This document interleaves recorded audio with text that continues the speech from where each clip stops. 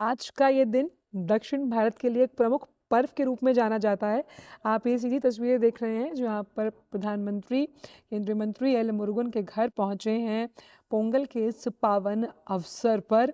और पोंगल का ये पर्व 4 दिनों तक चलता है और इसमें किस तरह से गुड़ और चावल को उबाल कर सूर्यदेव को चढ़ाया जाता है। ये तमाम जो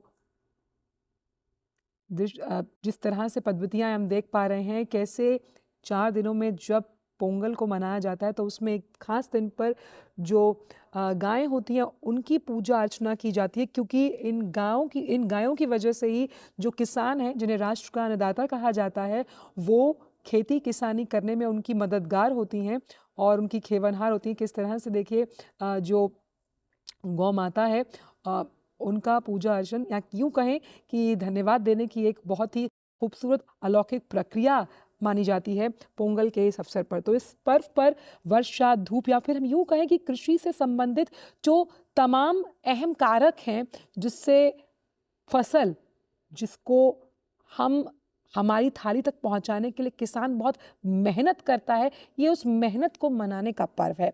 और किस तरह से आप देख रहे हैं कि गुड़ में चावल को उबालकर जिस तरह से सूर्य भगवान को चढ़ाया जाता है, इस प्रसाद को ही असल में अगर हम कम शब्दों में सही मायने आर्थिक स्वरूप दें तो उसे पोंगल कहा जाता है। तो इस वर्ष भी प्रधानमंत्री, हम देख रहे हैं कि फसलों की कटाई से जुड़े इस उत्सव पोंगल को मनाने के लिए केंद्रीय मंत्री एल मुरुगन के घर पहुंचे हैं और गौ माता को यहाँ पर उनको धन्यवाद दिया जा रहा है, क्योंकि किसान के लिए गौ माता का बहुत अहम महत्व होता है, खास तौर पर जब फसलों की जुताई की जाती है।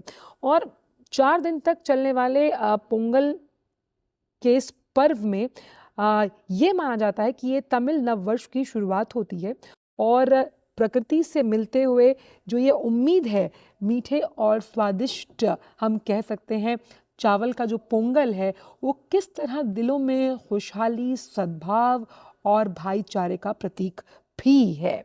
तो अगर हम इसको ऐसे समझें कि इस त्योहार का पहला दिन भोगी पोंगल के रूप में जाना जाता है और जिस तरह से अ, तमाम जो पूजा पद्धतियाँ हैं, उनको समय अनुसार उनका निर्वहन किया जाता है। वहीं पोंगल पर्व के दूसरे दिन सूर्य भगवान को और तीसरे दिन माट्टू पोंगल और चौथे दिन कन्नम पोंगल के रूप में इसे मनाया जाता है। भाव यही है कि जिस तरह से जब हम हमारी थाली में खाना खाते हैं, ऐसे ही जो राष्ट्र का अन्नदाता है किसान, उसके चेहरे पर हमेशा खुशी रहे, इसीलिए कृषि से संबंधित तमाम जो अहम कारक हैं, उनको भी धन्यवाद देने का ये अहम दिन है। पारंपरिक रूप से ये पर्व जो है वो संपन्नता का प्रतीक माना जाता है, जिसमें सुख और समृद्धि के लिए वर्षा, धूप, खेतीहर मवेशियों की आराधना की जाती है।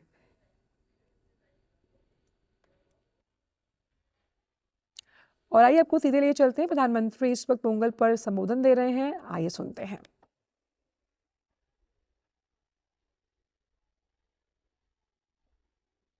वणक्कम।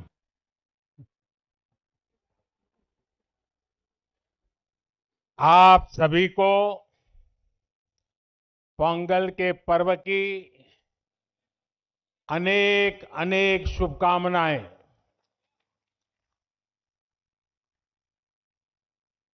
इनिय पोंगल नल्ला अड़तुक्कल।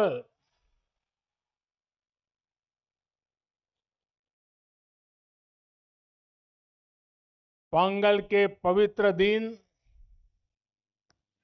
तमिलनाडु के हर घर से पोंगल धारा का प्रवाह होता है। मेरी कामना है उसी तरह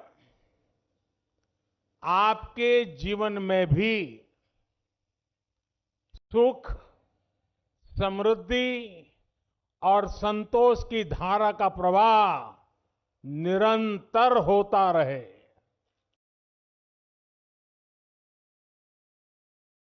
कल ही देश ने लोहड़ी का पर्व धूमधाम से मनाया है। कुछ लोग आज मकर संक्रमण उत्तरायण मना रहे हैं, कुछ लोग शायद कल मनाएंगे। माघ बिहू भी बस आने ही वाला है। मैं इन सभी पर्वों की सभी देशवासियों को बहुत बहुत बधाई देता हूं, शुभकामनाएं देता हूं।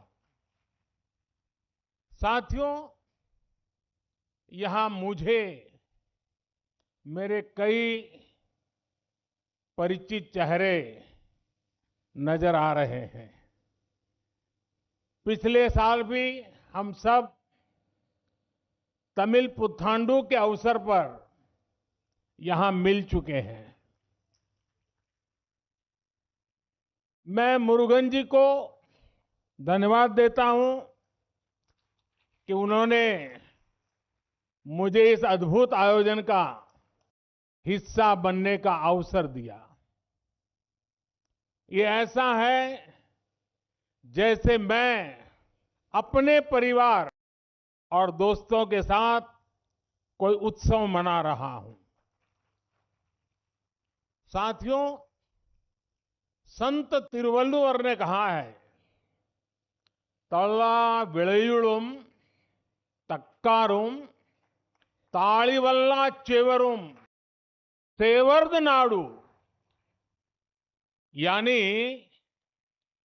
अच्छी फसल, पढ़े लिखे व्यक्ति और ईमानदार व्यापारी, ये तीनों मिलकर राष्ट्र निर्माण करते हैं।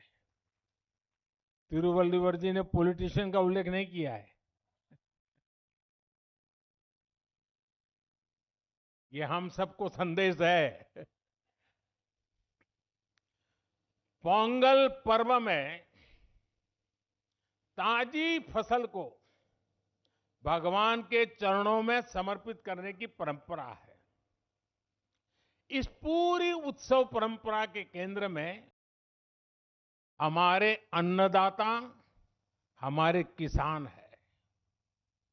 और वैसे भी भारत हर त्योहार किसी न किसी रूप में गांव से, किसानी से, फसल से जुड़ा हुआ होता है। मुझे याद है, पिछली बार हमने इस बारे में भी चर्चा की थी कि कैसे हमारे मिलेट्स या श्री अन्न तमिल संस्कृति से जुड़े हुए हैं। मुझे खुशी है कि सुपर फूड को लेकर देश में और दुनिया में एक नई जागृति आई।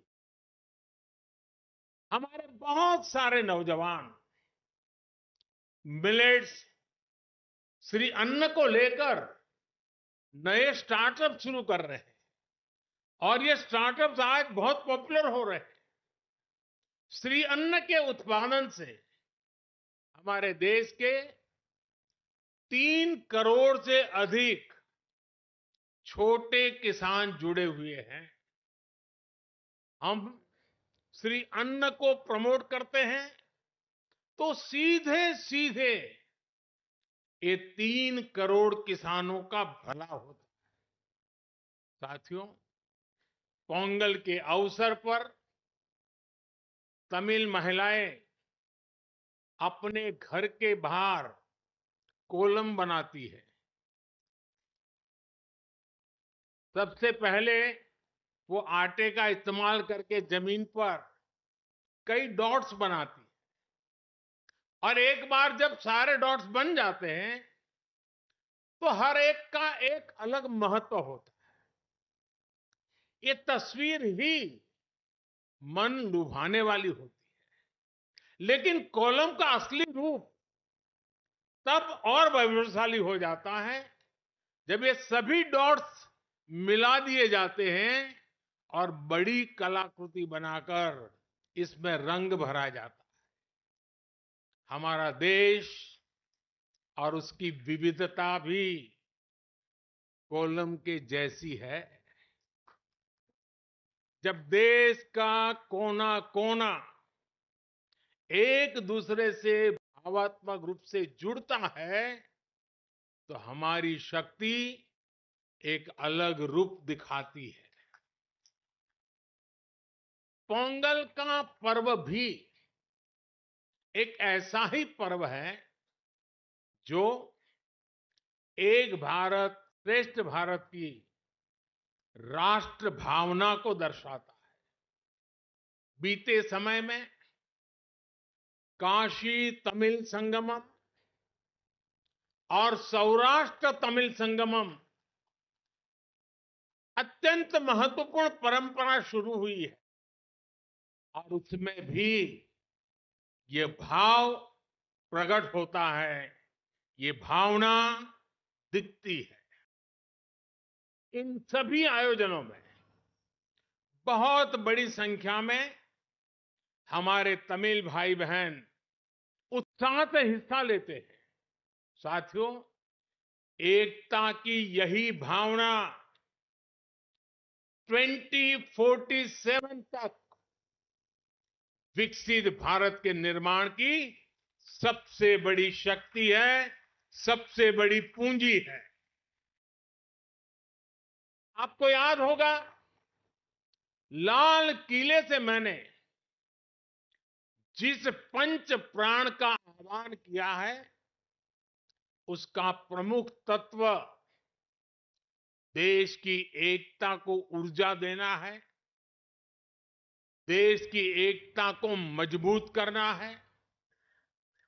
पोंगल के इस पावन पर्व पर हमें देश की एकता को सशक्त करने का संकल्प दोहराना है।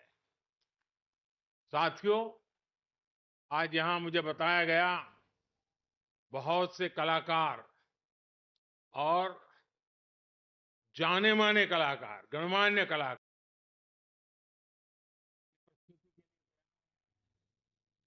सब भी इंतजार करते होंगे, मैं भी इंतजार करता हूं। ये सभी कलाकार राजधानी दिल्ली में तमिलनाडु को जीवंत बनाने वाले हैं।